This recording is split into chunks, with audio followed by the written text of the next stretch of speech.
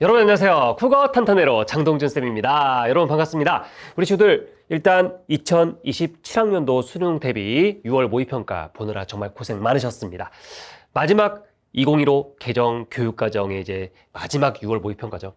그래서 이제 국어 영역 해설 강의 진행하고요. 1부입니다. 자, 1부는 일단 1번부터 34번까지 쭉 달릴 거고요. 공통 과목 독서와 문학 부분 집중적으로 탐구해 보겠습니다. 일단은 이제 해설 강의고요. 일단은 이제 분석 특강에서 조금 더 자세하게 분석이 이제 들어갈 거예요. 그래서 여러분들 해설 강의 듣고 분석 특강 이어서 들으시면 되고요. 일단은 총평, 우리 친구들이 가장 궁금해하는 총평 먼저 확인해 볼게요. 자, 2027학년도 6월 모의평가 총평을 한번 얘기해 볼게요. 자, 일단 네 가지가 있습니다. 첫 번째는 작년 2026학년도 육모보다 약간 쉬웠던 시험이다. 그래서 여태까지는 이제 6월 모평과 9월 모평 같은 경우가 이제 수능을 어느 정도 이제 예측할 수 있었던 그런 시험이라면 지금 약간은 어떤 그런 경향성이 좀 깨졌다. 그래서 6월과 9월도 그냥 이제 약간 좀 평이한 어떤 그런 수능, 이제 수능이 점점 쉬워지고 있잖아요. 그래서 평이한 어떤 그런 수능 문항을 갖다가 출제한 어떤 그런 테스트, 테스트 정도로 지금 활용이 되는 것 같아요. 약간 중량감 좀 떨어졌다. 두 번째, 뭐 같은 맥락인데 킬러 문항은 역시 없었다. 그래서 준 킬러 문항으로 이제 변별하려는 그런 의도가 다분히 보이고요. 그 다음에 세 번째는 EBS 연계교재에서 50% 이상을 반영을 해서 연계교재 체감도를 잘 높였습니다. 그 다음에 네 번째는 이제 최근에 있었던 이제 2026학년도 수능 출제 경향을 최대한 반영하려고 했던 그런 흔적이 보여요. 그래서 이렇게 모의평가 총평을 통해서 이번 6월 모평이 이러한 특징을 가지고 있었다라는 것을 여러분에게 말씀드렸습니다. 자, 그러면 좀 더 자세한 내용이 듣고 싶잖아요. 그래서 영역별로, 국어 시험의 영역별로 한번 또 분석을 해드릴까 합니다. 자, 이제 총평의 연장선이죠. 그래서 먼저 이제 2027학년도 6월 모평, 먼저 독서부터 보시면 순서대로죠. 1번부터 17번까지가 이제 독서였는데 뭐 이런 흐름은 변하지 않았고요. 일단은 1번부터 3번까지는 독서 이론입니다. SQ3R 나왔죠? 자, 그런데 연계요. 물론 쉬웠습니다. 쉬웠지만 연계가 됐고요. 그 다음에 4번에서 9번까지는 인문 통합. 그래서 조선시대 노비제, 19세기 이후 민권 역사가 이제 결합된 어떤 그런 인문 통합 지문이 나왔어요. 뭐 어렵지 않았습니다. 다 별 2개짜리죠. 그래서 연계됐고 10번에서 13번까지는 사회내 정보 비대칭 어렵지 않았습니다. 근데 역시 연계죠. 어디선가 봤던 지문이죠. EBS 연계교재에서 이제 연계가 돼서 그래요. 그 다음에 14에서 17번 과학인데 라플라스식을 통한 액체방울의 이해. 만약에 연계가 안 됐다면 어려울 수 있지만은 연계가 또 되었기 때문에 그럼 여태까지 흐름 기억나요? 네 파트 중에 3개만 연계됐잖아요.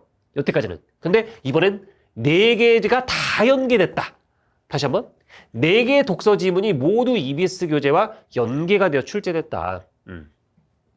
하지만 연계 교재를 봤다고 해서 다 맞힐 수 있느냐? 그것도 아니잖아요. 그래서 사소한 어떤 그런 문제풀이 실수가 등급을 가르는 어떤 그런 상황이 이제 발생되었다. 이렇게 볼 수 있습니다. 그래서 결국은 EBS 연계가 중요한 게 아니고 뭐가 중요하다? 나의 어떤 그런 근본적인 어떤 그런 독서 문제 풀이 실력이 중요한 것이었다. 그래서 기본이 안 되면 아무리 연계해서 이 내용을 알고 있어도 문제 푸는 건 별개예요. 지문을 익숙하게 읽는 거랑 실제로 문제를 푸는 거는 다른 문제거든요. 다른 문제. 약간 라임이 좀 많네요. 그래서 지문이 친숙하다고 해서 문제까지 잘 풀리는 것은 절대 아니다.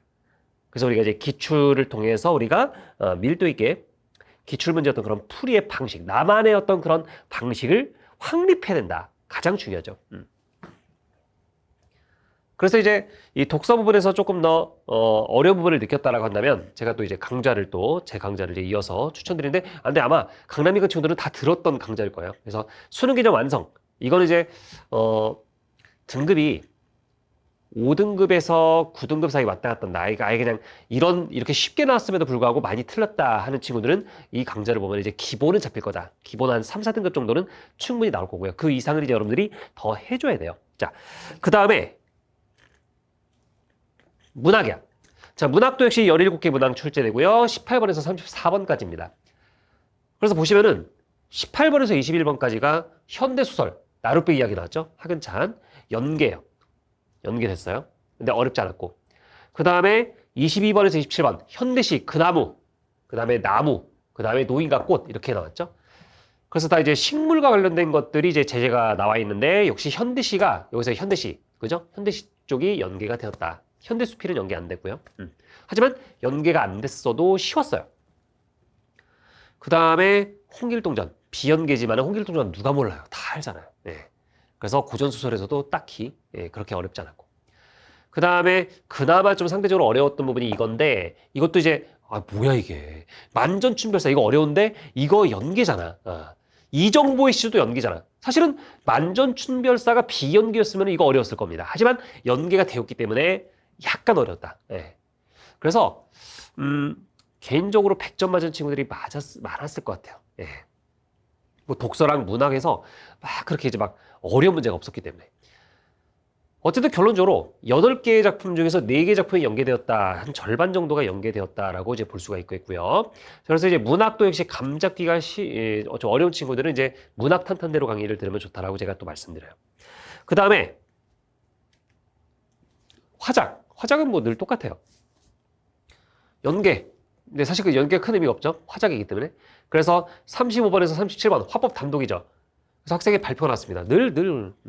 우리가 늘 보던 스타일. 그래서 초와 관련된 전통기구 나왔고 그 다음에 38에서 42까지는 통합, 화작 통합. 그래서 첫 번째는 녹지, 공원, 조성, 아이디어, 공모 제안서 작성을 위한 대화, 화법이죠. 그 다음에 제안서, 장문. 네, 두 개가 합쳐진 거. 그 다음에 43에서 45까지는 장문 단독이 나왔죠. 동력 분산식 고성열차에 대해 알리는 글이 나왔습니다. 그래서 늘 관습적으로 나오는 그런 유형대로 패턴대로 출제가 되었고요. 역시 문제풀이 실전 경험이 많은 사람이 유리한 영역이기 때문에 기출 충분히 푸셔야 됩니다. 마지막으로 언매. 언매는 11개 문항이 출제됐는데 역시 자 보시면은 패턴 똑같아요. 근데 여기서 연계는 하나밖에 안 됐어요. 35에서 36 변이음과 이형태. 사실 근데 변이음은 조금 어려울 수 있지만 이제 이형태 같은 경우는 우리가 많이 봤기 때문에 어렵지 않을 거라고 생각이 되고요. 그 다음에 37번 같은 게 요즘 트렌드죠. 문장 분석만 나오는 게 아니라 문장 성분, 문법 요소 여러 가지 섞어서 믹스돼서 나오는 방식. 하지만 옛날엔 별 3개였지만 지금 별 2개. 왜? 익숙해졌어요, 이것도. 뻔한 거, 중세국어 의문문 뻔한 거, 직접 구성 요소도 뻔한 거. 매체는 원래 쉬웠고요. 예. 그래서 이렇게 매체는 사실 할 말이 없고 일단은 언어 파트에서 개념을 전제로 제시된 문제, 제시된 어떤 그런 정보를 활용해서 판단하는 능력을 향상해야 된다는 그런 결론이 나오게 됩니다. 자, 이렇게 해서 2027학년도 6월 모평 총평과 그 다음에 영역별 분석을 마칠게요.